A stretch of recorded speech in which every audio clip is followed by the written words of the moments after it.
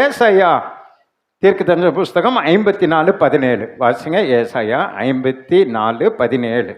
உனக்கு விரோதமாய் உருவாக்கப்படும், பாத்தீங்களா, உனக்கு விரோதமாய் உருவாக்கப்படும் எந்த ஆயுதமும் வாய்க்காதே எந்த ஆயுதமும் வாய்க்காதே போகும். ஒரு அலையில சொல்லுங்களேன், நமக்கு விரோதமா என்ன ஆயுதம்? நம்ம ஆண்டவருடைய பிள்ளைகள், தேவனால் ரட்சிக்கப்பட்டவங்க, நம்ம யாருடைய வம்பு தும்புக்கு போறது கிடையாது. அப்ப இது இருக்கும்போது நமக்கு விரோதமா என்ன ஆயுதம் அப்படின்னு சொன்னா, யோவான் 10:10 வாசிங்க. திருடன் திருடவும் கொல்லவும் அழிக்கவும் வருகிறானே அன்றி, பிசாசு பாருங்க, அவன் திருடவும் கொல்லவும் அழிக்கவும் வருகிறான் அன்றி வேறொன்றுக்கும் வரான். அவன் வேறு ஒன்றுக்கும் வரான். நானோ, இயேசு சொல்றார், நானோ அவைகளுக்கு ஜீவன் உண்டாயிருக்கவும் அது பரிபூர்ணப்பட வந்தேங்கிறார். அப்ப இந்த உலகத்துல நமக்கு தேவன் ஒருவர் இருக்கிறது போல நமக்கு விரோதி பிசாசு ஒருத்தன் இருக்கிறான். அவனுடைய வேலை என்னன்னா, நம்ம வாழ்க்கையில சமாதானத்தை, சந்தோஷத்தை, ஆசீர்வாதத்தை, சுகத்தை, நிம்மதியை எல்லாத்தையும் திருடுற வேலை அவனுக்கு. திருடுற வேலை. வீட்டில் நீங்கள் கூப்பிடவே வேண்டாம், வீட்டுக்கு வருவான். இயேசுகிட்டு சொன்னாரு, வாசல் படியில் நின்று கதவை தட்டுகிறேன், எவன் ஒருவனின் சத்தத்தை கேட்டு கதவை திறந்தாதான் வருவேன்னு சொல்லியிருக்கார். ஆனால் இவனுக்கு கதவெல்லாம் திறக்க வேண்டாம், திறக்காமலே உள்ள வந்துடுவான். வந்து அந்த குடும்பத்தில் எல்லாத்த திருடுவான். அதான் ஆண்டவர் சொல்ல. அப்படிப்பட்ட அந்த திருடன், அப்படிப்பட்ட பிசாசின் மத்தியில் வாழ்கிற உங்க வாழ்க்கையில அவன் எண்ணத்தை கொண்டு வருகிறான், ஆயுதத்தை கொண்டு வருகிறான், நம்மை அழிக்கும்படியான ஆயுதங்களை கொண்டு வருகிறான். அதனால்தான் ஆண்டவர் வாக்கு பண்ணாரு, உனக்கு விரோதமாய் அவன் உருவாக்குகிற எந்த ஆயுதமும் வாய்க்காதே போகும். தாவீது ஜெபம் பண்றாரு பார்த்தீங்களா, சத்ரு எனக்கு மறைவா வைக்கிற கண்ணிக்கு என்னை விலக்கி கண்ணினது கண்ணி வெடின்றாங்க பாருங்க, மறைவா வச்சிருவான். நம்ம அந்த வழியில போகும்போது அது வெடிச்சு சிதறிடும். அது போல நம்ம வாழ்க்கையில, குடும்பத்துல, சபையில, சமுதாயத்துல சாத்தான் கிரியை செய்வான். அதனால்தான் இந்த பிசாசு நமக்கு வைக்கிற அந்த பிரச்சனையிலிருந்து தேவ பிள்ளைகளாய் உங்களையும் என்னையும் ஆண்டவர் இந்த 2026 பாதுகாத்து வழி நடத்துவார். ஆமாண்டவர் அல்லேலூயா சொல்லுங்க. பாருங்க, தானியேலை குறித்து நம்ம பெருமையா நான் பேசுறோம். தானியேல் என்ன பண்ணாரு? சிங்க கபியில எத்தனை நாள் இருந்தாரு? இருக்கீங்களா இல்லையா? தூங்கிட்டீங்கன்னு நினைக்கிறேன். ஒரு ராத்திரி முழுவதும் சிங்க கபியில இருந்தார். ஆனால் சிங்கம் அவனை தொடவே இல்லை, சிங்கம் அவனை சாப்பிடவே இல்லை. பல நாட்களாய் பட்டினியாய் கிடக்கிற அந்த சிங்கம் அவனை தொடவே இல்லை, சாப்பிடவே இல்லை, ஒன்றும் இல்லை. அவர் சொல்ல போனா அவர் சிங்கத்தின் மேலே தலை வச்சு என்ன பண்ணியிருப்பாரு? படுத்து தூங்க ஏந்திரிச்சிருப்பார். ஆனால் அவரை குறித்து இன்னும் நம்ம பேசி கொண்டிருக்கிறோம். சிங்ககபியில தானியேல் இருந்தான், சிங்ககபியில காப்பாற்றப்பட்டான், சிங்ககபின்னு அவரை குறித்து நம்ம இன்னும் பெருமையா பேசி கொண்டிருக்கிறோம், ஆண்டவரை மகிமைப்படுத்தி கொண்டிருக்கிறோம், பாடலை பாடி கொண்டிருக்கிறோம். ஆனால் அதுவிட பெரிய ஒரு உண்மை என்ன தெரியுமா? நீங்களும் நானும், ஆண்டவர் சொல்லாரு, நான் உங்களை ஆடுகளை ஓநாய்களுக்குள்ளாய் அனுப்புகிறது போல அனுப்புகிறேன் என்று சொல்லியிருக்கிறார். ஆதியாகமம் 3:1-24 வரைக்கும் உங்களுக்கு தெரியும். அங்க ஒரு சம்பவம் நடக்குது. முதல் மனுஷனுக்கு விரோதமா ஒரு ஆயுதத்தை உண்டாக்கினான். எப்படியாக ஏவாள் மூலமாக அவங்க 2 பேரையும் விளை செய்து பாவம் செய்ய வைத்துட்டா, அவங்கள அப்படியே நரகத்தை கொண்டு போயிடலாம், அவங்கள பிசாசாக்கிடலாம் அப்படின்னு அவன் தப்பு கணக்கு போட்டான். பாருங்க, அவங்கள பாவத்தில் விளை செய்தான், நிர்வாணிகள் ஆக்கினா, கர்த்தருக்கு பயப்பட வச்சான், அவர்களே தோட்டத்திலிருந்து வெளியே துரத்தும்படி பண்ணான். ஆனால் அவன் நினைச்சது தப்பு கணக்காகி போச்சு. இவன் பாவம் செய்யும்போது ஆண்டவர் பிசாசா மாத்தினாரு.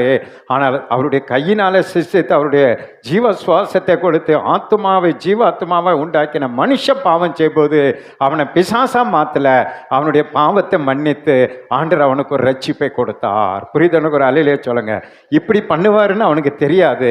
அந்த முட்டாள் பிசாசு அப்படி செய்து ஏமாந்து போனா அவனை கர்த்தர் என்ன பண்ணாரு?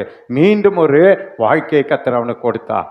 அதுதான், அவன் விரோதமா உங்களுக்கு ஆயுதங்களை உருவாக்கி உங்களை தோற்கடித்து விட்டேன்னு அவன் நினைக்கலாம். ஆனா ஆண்டவர் கிருபை உள்ளவர், இரக்கம் உள்ளவர், மனதுருக்கம் உள்ளவர், மீண்டும் உன்னை ரட்சித்து, மீண்டும் உன்னை பரிசுத்தப்படுத்தி, மீண்டும் ஒரு புதிய வழியை கர்த்தர் உனக்கு திறந்து கொடுக்கிறவராய் இருக்கிறார். புரியுதுன்ற அலையிலேயே சொல்லுங்க.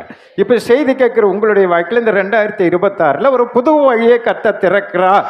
ஆதாமுக்கு ஏவாளுக்கு திறந்தது உண்மையானால் உங்களுக்கும் திறக்க அவர் வல்லமுள்ளவராக இருக்கிறார். அதனால ஆயுதம் ஒன்றும் இல்லாமல் போகும்.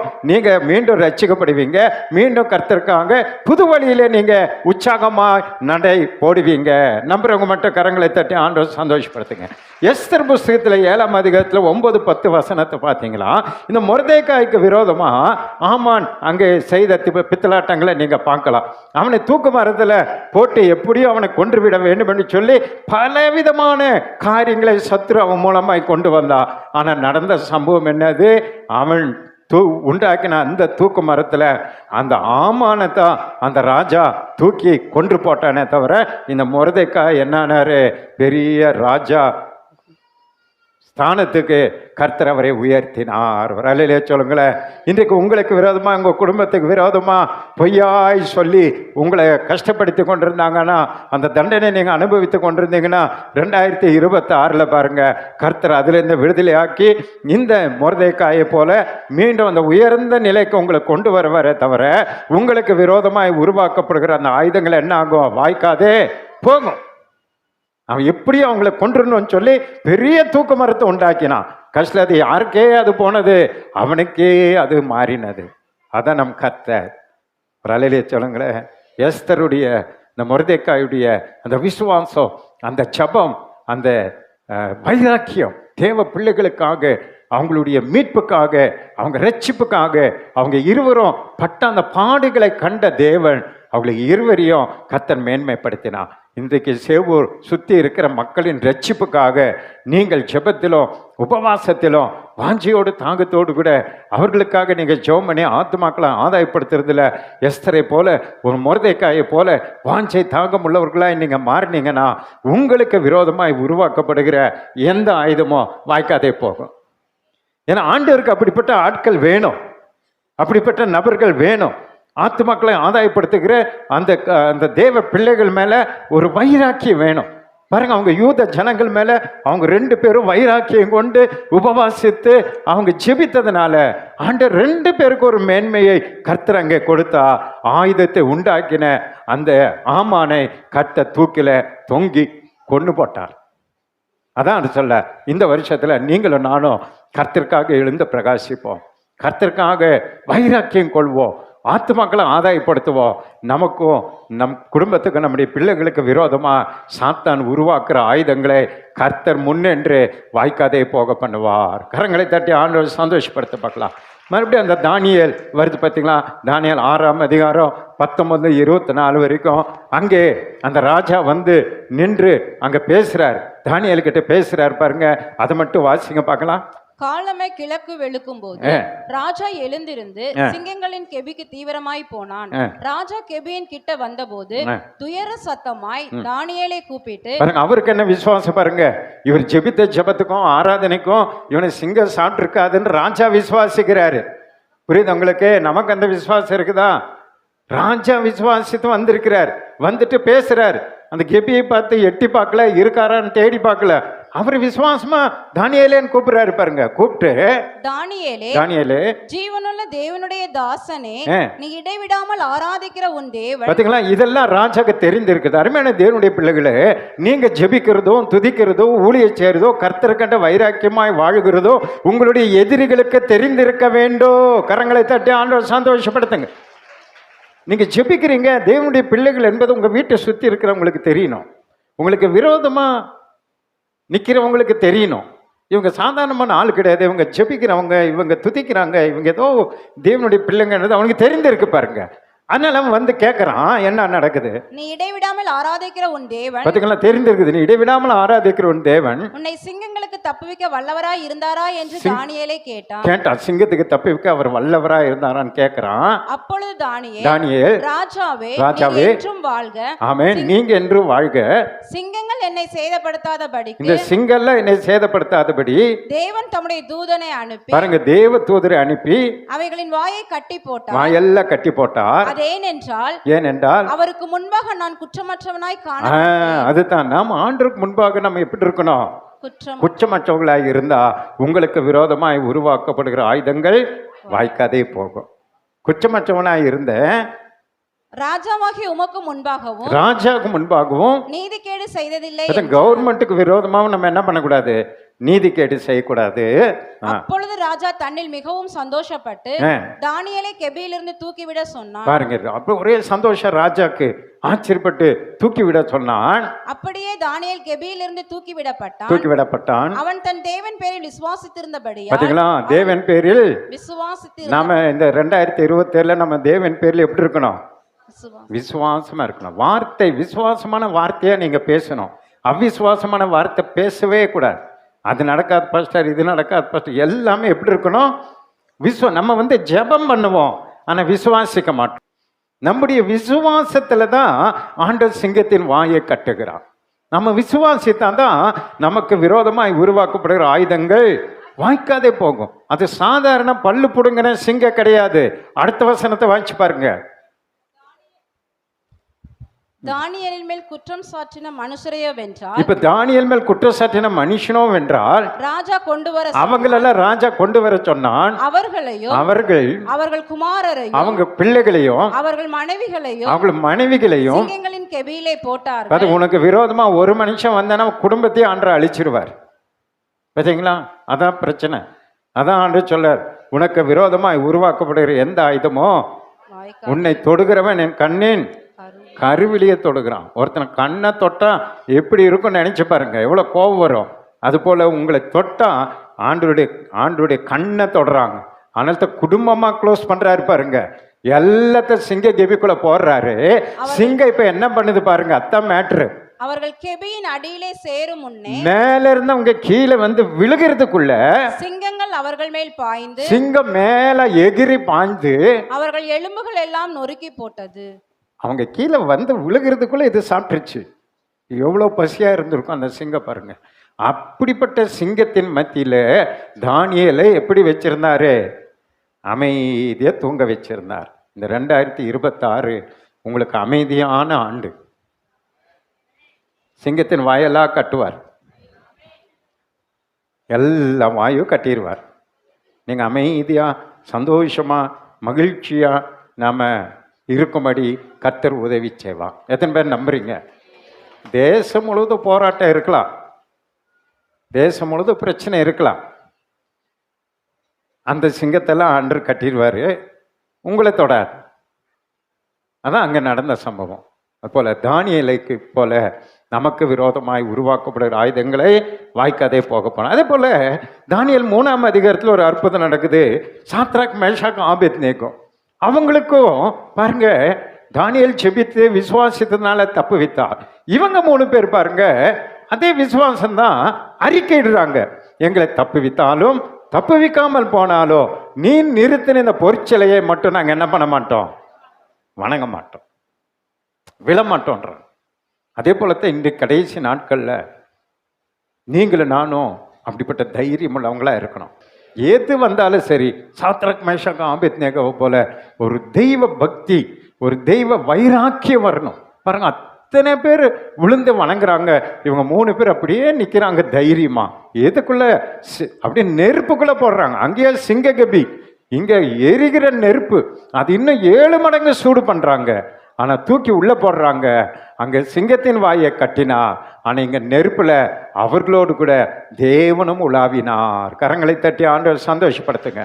இந்த வருஷத்துல நெருப்பு போல பிரச்சனை வரலாம், ஆனா தேவன் உங்களோடு கூட இருப்பான். உங்களுக்குள்ள அதுக்குள்ள அந்த பிரச்சனைக்குள்ள ஆண்டவர் உங்க கூட இருந்து அந்த அந்த நெருப்பினுடைய வாசனை, புகை வாசனை கூட அவங்க துணியில வரலையா.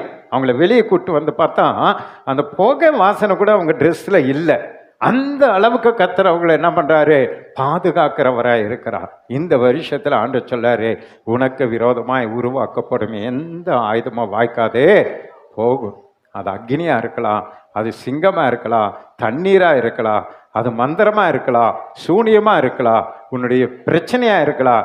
எது சாத்தான் கொண்டு வந்தாலோ அது உன்னையும் உன் குடும்பத்தையோ உங்க தொழிலையோ உங்க வருமானத்தையோ உங்க பிள்ளைகளையோ அணுகாதபடி பாதுகாக்க என் தேவன் வல்லமுள்ளவராய் இருக்கிறார். கரங்களை தட்டி ஆண்டவர் சந்தோஷப்படுத்த பார்க்கலாம். சந்தோஷமா இருக்கிறவங்க ஒரு அலையிலியா சொல்லுங்க பார்க்கலாம். கொலோசியர் 2:15 வாசிங்க. துரைத்தனங்களையும் ஆ. அதிகாரங்களையும் உரிந்து கொண்டு ஆ. வெளியரங்கமான கோலமாக்கி அவைகளின் மேல் சிலுவையிலே வெற்றி சிறந்தான். அவன் இயேசு கிறிஸ்துவே அவன் விடல. அவன் நினைச்சான் இயேசு கிறிஸ்துவை கொன்னுட்டான், இந்த உலகமே என்ன ஆயிரும், எனக்கு சொந்தமாயிரும்னு நினைச்சான். முதல்ல ஆதாம் ஏவாளை கொன்னுட்டான், போச்சு, கதையே முடிஞ்சுது. அதோட பிதாவாகிய தேவனுடைய திட்டமே உடைஞ்சு போச்சு. இனி உலகத்தில் கோடி கோடியான ஜனங்களை உருவாக்குறதே முடிஞ்சு போயிடும். ஆண்டவர் அவங்கள பிசாசை எனக்கு கொடுத்துருவாங்கன்னு ஏமாந்தான். இப்போ இயேசுக்கு இந்த பூமிக்கு வந்தேன்னு என்ன நினைக்கிறான், இந்த இயேசுவை நான் கொன்னுட்டான், இந்த உலகத்தில் இருக்கிற எல்லாம் எனக்கு என்ன ஆயிரும், சொந்தமாயிரும் நினைச்சு அந்த இயேசுக்கு விரோதமாய் ஆயுதங்களை உருவாக்கி அங்க இருக்கிற ராஜாக்களை ஆசாரியர்கள் எல்லாம் தூண்டிவிட்டு, அங்க இருக்கிற பிரதானிகள் எல்லாம் தூண்டிவிட்டு அந்த இயேசுவை சிலுவையில் அறைந்து கொன்று போட்டான். சாகிற வரைக்கும் அவனுக்கு ஒரே சந்தோஷம். அவர் எல்லாம் முடிந்ததுன்னு கண்ணை மூடும்போது அவனுக்கு சந்தோஷம். அப்பாடா எல்லாம் முடிஞ்சிச்சேன்னு சொல்லி அவன் நரகத்துக்கு போறான். அவனுடைய வீடு எங்க, நரகத்தில் இருக்கு. அப்பா நம்ம இயேசுவை கொன்னுட்டோம், நிம்மதி அப்படின்னு சொல்லி நரகத்துக்கு போனா இவர் பின்னாடியே போறாரு. எங்க போறாரு? ஹலோ, எங்க போறாரு? நரகத்துக்கு போறாரு. நரகத்தை அவன் நினைச்சான் இவர் கொன்னுட்டா இவர் எங்க போயிடுவாரு, அவர் பரலோகத்துக்கு போயிடுவாரு, அவருக்கு அவ்வளோதான் முடிஞ்சிச்சு, நீ வரமாட்டாருன்னா அவன் நினைச்சான். இவர் எங்க போறாருன்னா அவனுக்கு பின்னாடியே கீழே நரகத்துக்குள்ள இறங்குறாரு. இவன் பார்த்து என்னடா இவர் இங்கே வர்றாருன்னு சொல்லி பயந்து நடங்கினா. வசனம் சொல்லுது அவனை என்ன பண்ணாரா, அந்த வசனம் சொல்லுது பாருங்க, துரைத்தனங்களையும் அதிகாரங்களையும் உரிந்து கொண்டு வெளியரங்கமான கோலமாக்கி அவைகள் மேல் சிலுவையிலே வெற்றி சிறந்தார். கரங்களை தட்டி ஆண்டவர் சந்தோஷப்படுத்த பார்க்கலாம். அவன் என்ன நினைச்சான், ஒரு இயேசுவை கொண்டுட்டான், இந்த உலகமே எனக்கு சொந்தம் நினைச்சான். இப்ப என்ன தலைகளாக மாறி போச்சுன்னா, இந்த ஒரு இயேசு உயிரோடு கூட வந்து நம்ம எல்லாம் என்ன பண்ணிட்டாருன்னா அவருடைய சாயெல்லாம் மாத்திட்டார். இப்போ ஒரு இயேசுவை பார்த்து பயந்துட்டு இருந்த அந்த பிசாசுக்கு சேவூர்ல நீங்கள்லாம் யார் போல தெரியுது, அவனுக்கு இயேசு போலவே தெரியுது. ஞானஸ்நானம் எடுத்த அத்தனை பேரும் நீங்கள் இயேசுவை தரித்து கொண்டு இருக்கிறீர்களே. இப்போ நான் அழகான இந்த ட்ரெஸ்ஸு தான் உங்களுக்கு தெரியுது, ஆனால் பிசாசுக்கு என் மேலே போட்டிருக்கிற இயேசுகத்தினுடைய சரீரம் தெரியுது. அவருடைய தோல் எப்படி ஆதாம் ஏவாளுக்கு ஒரு ஆட்டுக்குட்டியை வெட்டி அதனுடைய தோலை அவர்களுக்கு உடுத்தினாரோ, அதே போல பிதாவாகிய தேவன் இயேசுகத்தினுடைய தோலை எடுத்து நமக்கு உடுத்தி இருக்கிறார். புரியுதாண்ட? ஒரு அலையிலேயே சொல்லுங்க. புதிய ஏற்பாடில் சிலுவையில் இயேசுவை பலியாய் ஒப்பு கொடுத்து அவருடைய சரீரத்தின் அந்த சாயலை நமக்கு ஆண்டவர் ஞானஸ்நானம் எடுத்த நமக்கு தரித்திருக்கிறார். இந்த இப்போ அவன் முழிக்கிறான், இங்க பார்த்தா இயேசு தெரிகிறாரு, இந்த பக்கம் பார்த்தா இயேசு தெரியும். என்னடா ஒரு இயேசுவை நான் கொன்னேன், இப்போ பார்க்கறது எல்லாமே யாரு? இயேசு முழிக்கிறான். ஆனால் இப்போ நீங்கள் போனாலும் அவன் ஒன்றும் பண்ணல, நீங்கள் துரத்தினாலும் ஓடி ஆகணும், நான் துரத்தினாலும் ஓடி ஆகணும். ரட்சிக்கப்பட்ட ஞானஸ்நானம் பெற்ற அத்தனை பேரும் இயேசுவை நாமத்தினால போ அப்படின்னா அவன் ஒன்றும் பண்ண முடியாமல் முழிக்கிறான். ஆனால் தான் அவன் ஆதியிலிருந்து தோற்கடிக்கப்பட்டவன் என்று வேதம் சொல்லுது. அதே போலத்தான் அருமையான தேவனுடைய பிள்ளைகளே, இயேசுவை கொன்றது நிமித்தம் அவன் எப்படி இன்றைக்கு தோற்று போய் திருன்னு உங்களையும் என்னை பார்த்து முழித்து கொண்டிருக்கிறானோ, ஒரு இயேசுவை கொன்னேன், இன்னைக்கு 1 கோடி பேர் இயேசுவை போல எனக்கு விரோதமாக எழும்பி கிரியை செய்கிறாங்களேன்னு அவன் பயந்து நடுங்கி கொண்டிருக்கிறானோ, அதே போல இந்த ஆண்டுல உங்களுக்கு விரோதமாய் உருவாக்கப்படுகிற எந்த ஆயுதமும் என்ன ஆகும்? வாய்க்காதே போகும். எத்தனை பேர் விசுவாசிக்கிறீங்க? அதுக்கு நாம் என்ன செய்யணும்? எபேசியர் 6ஆம் அதிகாரம் 10லேருந்து ஒரு சில வசனங்களை வேகமாக வாசிங்க. நம்ம பாஸ்டமா ஜெபம் பண்ணி முடிப்பாங்க. கடைசியா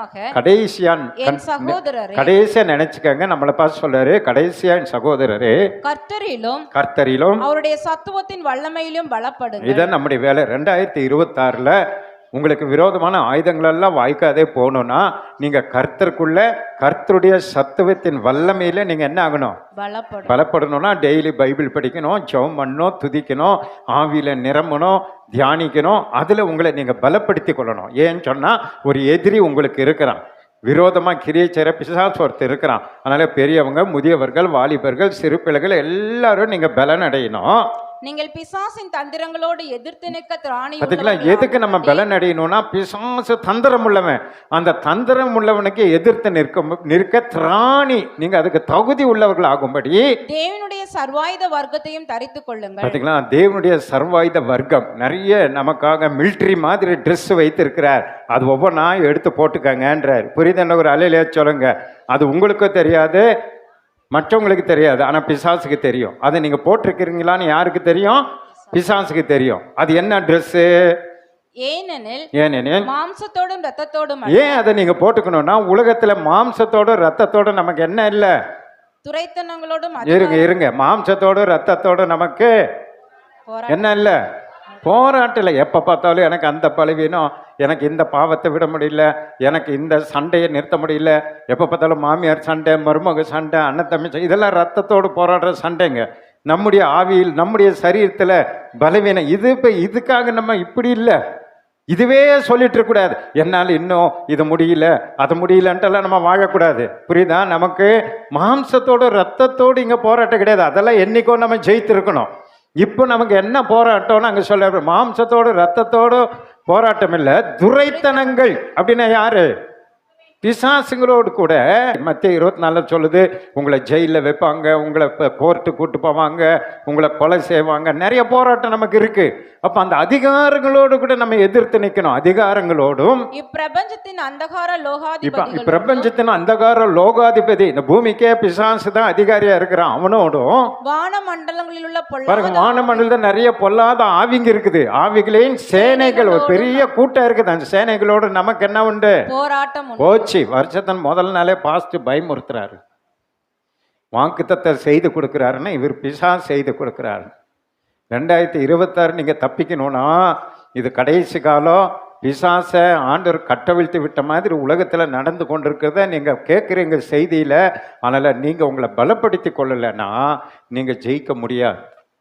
அதான் ஆண்டவர் இந்த வருஷம் நமக்கு வெளிப்படுத்துகிறார். வெறும் வாக்கு தத்தத்தை கொடுத்து நான் உங்களை அனுப்பிடலாம், ஆனால் கேட்டுக்கு வெளியே இந்த பிசாசு நின்றுப்பான். வாங்க வாங்க பாஸ்ட் உங்களுக்கு நல்லா ஏமாற்றி அனுப்பியிருக்கிறேன், நான் பார்த்துக்கிறேன்னு. ஆனால் இந்த சர்ச்சிலேருந்து வெளியே போகும்போது அந்த பிசாசு உங்களை பார்த்து பயப்படணும்னா நீங்கள் கர்த்தருடைய சத்துவத்தின் வல்லமையில் பலப்பட்டவர்களாக வெளியே புறப்படணும். புரியுதுன்னு ஒரு அலையிலேயே சொல்லுங்க. அப்பதான் 10 அடி தள்ளி பிசாசு நிற்பான். நமக்கு போராட்டம் உண்டு. அதனால ஆகையால் தீங்கு நாளிலே அவைகளை நீங்கள் எதிர்க்க, அப்படிப்பட்ட தீங்கு விரோதமாய் சாத்தான் வரும்போது அவைகளை எதிர்த்து நிக்கணும்னா, சகலத்தையும் செய்து முடிக்கத்தக்கவர்களாய், அந்த பிசாசை நீங்க ஜெயித்து முடிக்கணும்னா திராணி உள்ளவர்கள் ஆகும்படி, நீங்க தகுதி உள்ளவர்கள் ஆகும்படி தேவனுடைய சர்வாயுத வர்க்கத்தையும், தேவன் உங்களுக்கு கொடுக்கிற சர்வாயுத வர்க்கத்தையும் எடுத்துக்கொள்ளுங்க. இந்த காலை வேளையில அந்த சர்வாயுத வர்க்கத்தை எடுத்துட்டு தான் நீங்க சர்ச்சில் இருந்து போகணும். ஒரு அலையிலே சொல்லுங்களேன். அது என்ன அந்த சர்வாயுத வர்க்கம்? சத்தியம் என்னும் கச்சை. சத்தியம் என்ன கச்சை? பெல்ட். போலீஸ் மிலிட்ரியில பாருங்க, பெல்ட் பெருசா கட்டியிருப்பாங்க. அது அவங்களுக்கு ஒரு பலன். அந்த பெல்ட்டை பார்த்தாலே திருட பயப்படுவான். பெல்ட் அப்படி கழட்டினாங்கன்னா அவ்வளோதான், அப்போ ஓடி போயிடுவான். அதான் கச்சை. அப்போ வேத வசனம் சத்தியம் என்கிற கச்சையை நீங்கள் கட்டியிருக்கணும். சத்தியத்திற்கு கீழ்ப்படுகிறவங்களா இந்த வருஷம் நீங்கள் உங்களை ஒப்பு கொடுக்கணும். சத்திய வேத வசனம் தான் சத்தியம். அதனால தான் அது சத்திய வசனம் பண்றோம். அந்த சத்தியம் என்கிற கச்சை பெல்ட்டை நீங்க கட்டிருக்கணும். நீதி என்னும் மார்க்கவசத்தை தரித்தவர்கள். நீதிங்கிற மார்க்கவசம் பாத்தீங்களா? இந்த புல்லட் ப்ரூஃப் பண்ணுவாங்க, அந்த போலீஸ் நெஞ்சில கட்டியிருப்பாங்க. அவங்கள சுட்டா கூட ஒன்றும் ஆகாது. அந்த நீதிங்கிற மார்க்கவசத்தை நீங்க உங்க இருதயத்துல மார்க்கவசத்தை நீங்க தரித்திருக்கணும். சமாதானத்தின் சுவிசேஷத்திற்குரிய ஆயத்தம் என்னும் இந்த சமாதானமான சுவிசேஷத்தை அறிவிக்கிற ஆயத்தம் உள்ளவர்களா இருக்கணும். வேதத்தை வாசித்து முடித்து தான் நீங்க சுவிசேஷம் அறிக்கை வைக்க போகணும். சமாதானம் உங்கள் வீட்டில் சமாதானம் உண்டாவதாக அப்படின்னு நீங்கள் போய் சொல்லி அந்த வீட்டில் சமாதானம் உண்டாகணும்னா முதல்ல நீங்கள் ஆயத்தமாக இருக்கணும். புரியுதுன்னு ஒரு அலையிலேயே சொல்லுங்க. அதான் அவர் சொல்லாரு, சுவிசேஷத்துக்குரிய ஆயத்தம் என்னும் பாதரட்சை, காலில் ஷூ போடுற மாதிரி, செப்பல் போடுற மாதிரி அதை நீங்கள் ஆயத்தமாக நீங்கள் போட்டுக்கணும். காலில் தொடுத்தவர்களாயும் பொல்லாங்கன் அக்னி ஆஸ்திரங்கள். பாருங்க, இந்த பிசாசு உங்களுக்கு விரோதமாக அக்னி அஸ்திரங்களை எய்து கொண்டே இருப்பான். குண்டு மாதிரி அக்னி நெருப்புல உங்களை சுட்டுட்டே இருப்பான். எந்த நேரத்தில் யாரை விளங்கலாமா என்று சுற்றி திரிந்து கொண்டே இருப்பான். குண்டு துப்பாக்கியில வர்ற மாதிரி வந்துட்டே இருக்கும். இப்ப சண்டை போடும்போது பார்க்குறீங்களா, அங்கங்க குண்டு வீசுறாங்க பாருங்க. அது போல உங்களுக்கு விரோதமாய் ஆயுதங்களை கத்தர சாத்தான ஆயத்தப்படுத்தி குண்டுல உங்களை ஷூட் பண்ணிட்டே இருப்பான். அது உங்களை சேதப்படுத்தாம இருக்கணும்னா அவிழ்த்து போடத்தக்கதா அதை நீங்க அவிழ்த்து போடத்தக்கதாய் எல்லாவற்றுக்கும் மேலாக விசுவாசம் என்னும் கேடகத்தை விசுவாசங்கிற கேடகத்தை பிடித்து கொண்டவர்களாயும் நில்லுங்கள். கரங்களை தட்டி ஆண்டவர் சந்தோஷப்படுத்துங்க. இது நான் சொல்றேன் எல்லாவற்றிலும் எது மேல? ஃபர்ஸ்ட் விசுவாசம் வேணும் உங்களுக்கு. விசுவாசங்கிற அந்த கேடயத்தை பிடித்தவர்களா நிற்கணும். பாருங்க, இன்னைக்கு இஸ்ரேல் தேசத்தின் மேல யாரும் குண்டு போட முடிய மாட்டேங்குது. ஏன்னா குண்டு அது வந்தேன்னா வானத்திலேயே அது வெடிக்க வச்சிருது. அதைத்தான் இங்க சொல்றார், அதை அவிழ்த்து போடத்தக்கதா. நேரம் உங்களுக்கு விரோதமா வர்ற மந்திரம், தந்திரம், சூனியம், பேய், பிசாசெல்லாம் உங்க வீடு கேட்டு வரைக்கும் வரலாம். இஸ்ரேல் வரைக்கும் போகுது, ஆனா வானத்துல வெடிச்சிருது. ஏன்?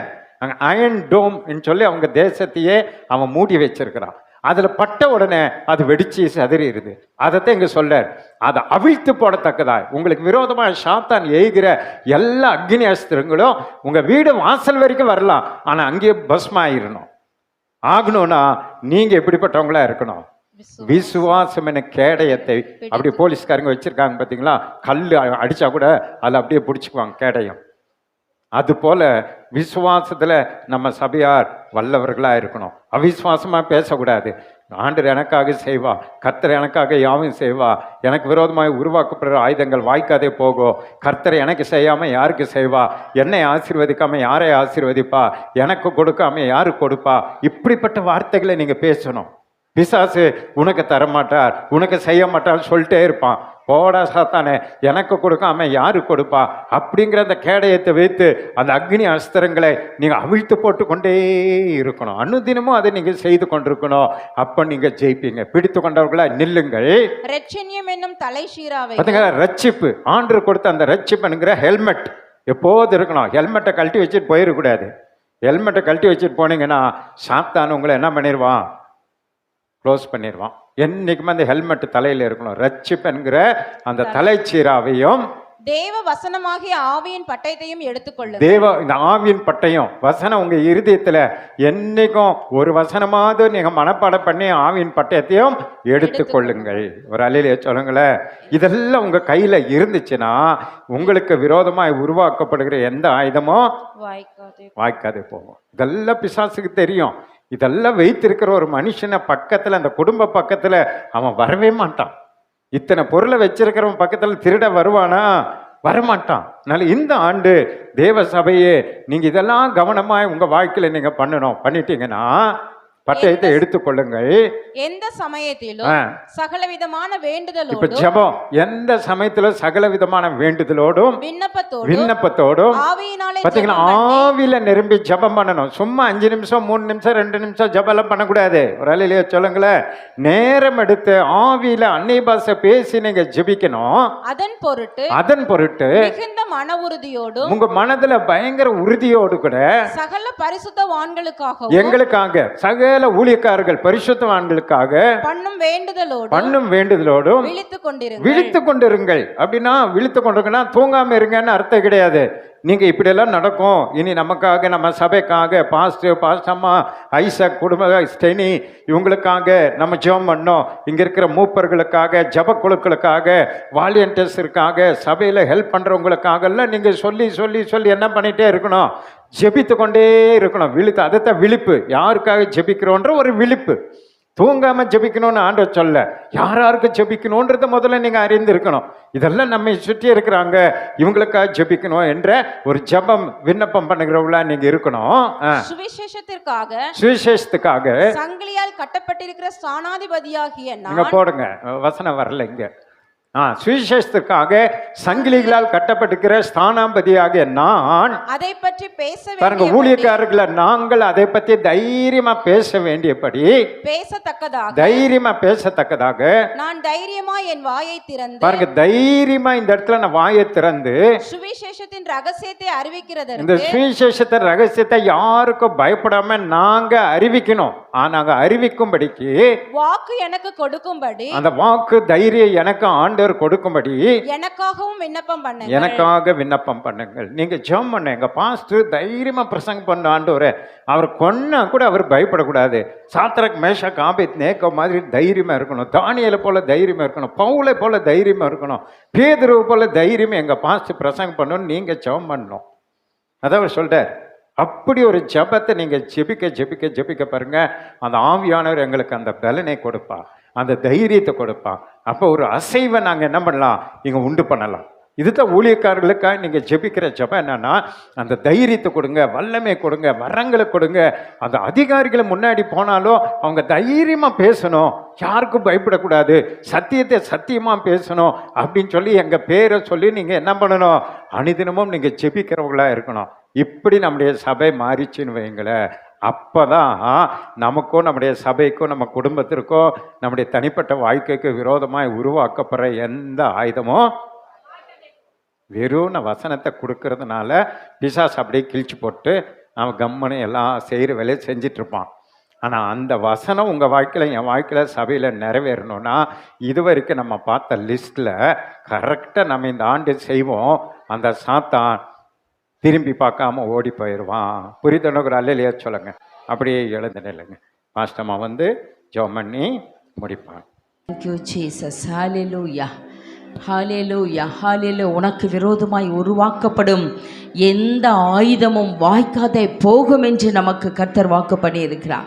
ஓ ஹalleluya, ஓ ஹalleluya. அநேக ஆயுதங்கள் ஆயத்தப்பட்டிருந்தாலும் ஒன்றும் நமக்கு வாய்க்காது. ஓ ஹalleluya, ஒன்றும் நமக்கு வாய்க்காது. தேவ பிரசன்னம் நம்மை சூழ்ந்து கொள்ளும், தேவ மகிமை நம்மை ஆளுகை செய்யும். எப்படி தானியேலை கர்த்தர் பாதுகாத்தாரோ, சாத்ராக் மேஷாக் ஆபேத் நேகோவை தேவன் பாதுகாத்தாரோ, அதே போல மொர்தெகாய்க்கு நல்ல ஒரு உயர்வை தந்தாரோ, அதே தேவன் உங்களுக்கும் எனக்கும் தர வல்லமுள்ளவராய் இருக்கிறார், நம்மை பாதுகாக்க வல்லமுள்ளவராய் இருக்கிறார். ஓ தேங்க்யூ ஜீசஸ். ஹalleluya. ஆதாமுக்கு விரோதமாக எழும்பின ஆயுதத்தை வாய்க்காதே போக பண்ணின கர்த்தர். ஓ தேங்க்யூ. உங்களுக்கும் எனக்கும் விரோதமாக எழும்புகிற ஆயுதங்களை கர்த்தர் வாய்க்காதே போக பண்ண அவர் வல்லமுள்ள தேவனாய் இருக்கிறார். நம்ம என்னெல்லாம் செய்யணும்னு அதற்காக அதெல்லாம் நம்ம பார்த்தோம். அது எல்லாவற்றிற்கும் நாம் இந்த அதிகாலை வேலையில் அர்ப்பணிக்கிறேன். ஆண்டவரே என்னை அர்ப்பணிக்கிறேன்னு சொல்லுங்க. ஆண்டவரே என்னை அர்ப்பணிக்கிறேன்ப்பா. ஓ தேங்க்யூ ஜீசஸ்.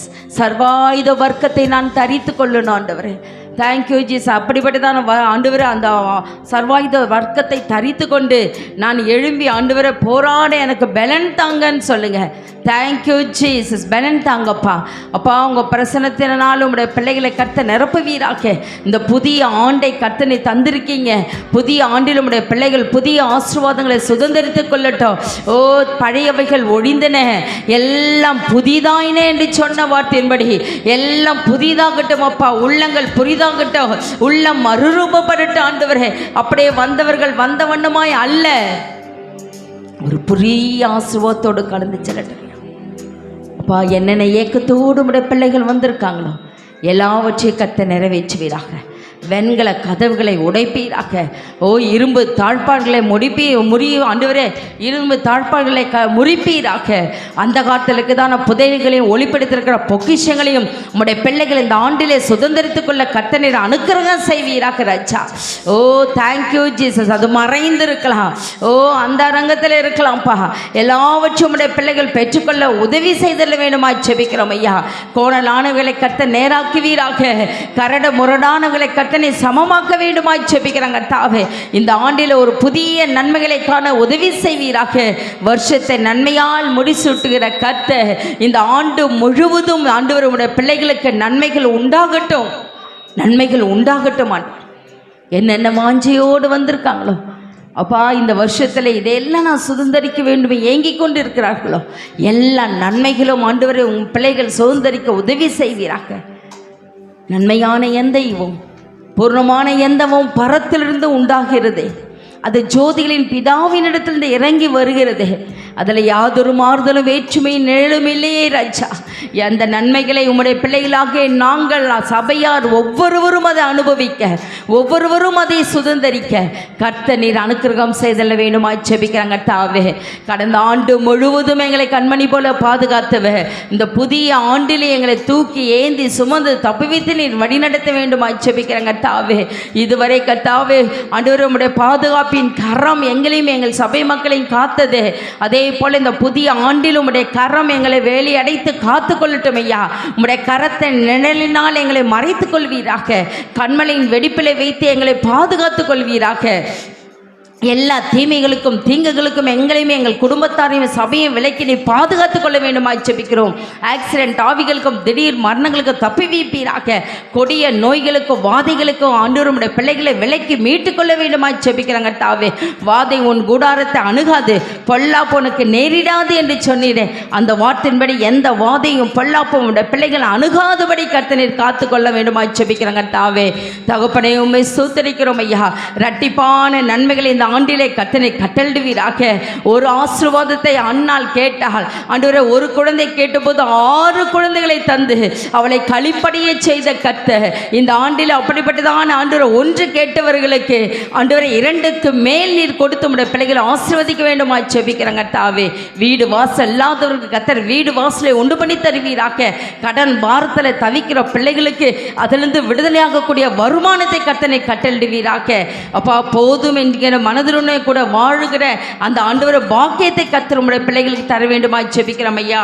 தகப்பனே உம்மை திருமணத்துக்கு ஆயத்தமாய் இருக்கிற எங்கள் பிள்ளைகளுக்காய் ஜெபிக்கிறோம். ஏற்ற துணை கர்த்தர் கட்டளையிடுவீராக.